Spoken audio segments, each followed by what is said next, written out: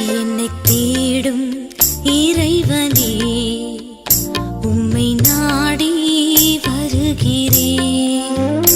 என்னை தேடும் இறைவனே, உம்மை நாடி வருகிறேன். இன்றைய தியானத்தின் தலைப்பு ஜெபம். வாசிக்க வேண்டிய திருமறை பகுதி லூக்கா 11ஆம் அதிகாரம் வசனங்கள் 1 முதல் 4 வரை. ஜெபம். எங்கள் பாவங்களை எங்களுக்கு மன்னியும், நாங்களும் எங்களிடத்தில் கடன்பட்ட எவனுக்கும் மன்னிக்கிறோமே. லூக்கா 11:4. நித்திய ஜீவ வசனங்கள் உம்மிடத்தில் உண்டே, நாங்கள் வேறு யாரிடத்திற்கு போவோம் என்று இயேசுவை நன்கு அறிந்து அவர் பின் சென்ற பேதுருவே அவர் எச்சரித்திருந்தும் அவர் யார் என்று தனக்கு தெரியாது என்று 3 தரம் மறுதலித்ததோடு அவரை சபிக்கவும் தொடங்கினான். நாம் எம்மாத்திரம்? பாவம் செய்யாதிருக்க வேண்டும் என்று நினைக்கிறோம். நமக்குள் தீர்மானங்களும் செய்து கொள்கிறோம்.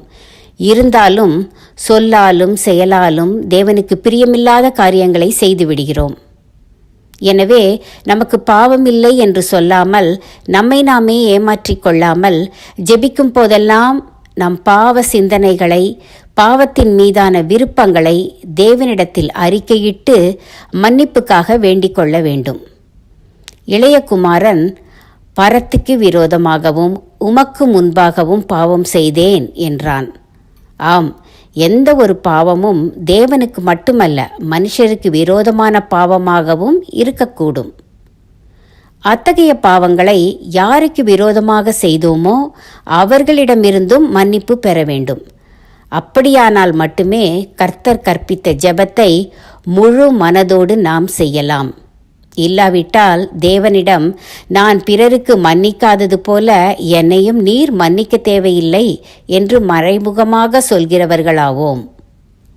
பொதுவாக கிறிஸ்துவை ஏற்றுக்கொண்டவர்கள் மேட்டிமையான எண்ணங்களால் தங்களை கரைப்படுத்திக் கொள்ளக்கூடும். செய்ய வேண்டிய பல நன்மைகளை செய்யாமல் சாக்குப்போக்கு சொல்லி நழுவி இருக்கக்கூடும். ஆண்டவரின் அன்பை பறைசாற்ற வேண்டிய இடத்தில் அமைதியாயிருந்திருக்கலாம். இத்தகைய பாவங்களையும் கூட இறைவனிடம் கூறி மன்னிப்பு பெற்றால் மீண்டும் அத்தகைய பாவங்களை செய்ய மாட்டோம். நாம் எப்போதும் பாவம் செய்வதும் இல்லை, எப்போதாவது செய்யாமல் இருப்பதும் இல்லை. நாம் எப்போதும் பாவம் செய்வதும் இல்லை, எப்போதாவது செய்யாமல் இருப்பதும் இல்லை. தீர்மானம்: நான் செய்யும் சின்ன சின்ன பாவங்களையும் சிந்தனை பாவங்களையும் செய்யாதிருக்க ஜெபிப்பேன், மன்னிப்புக்காய் மன்றாடுவேன்.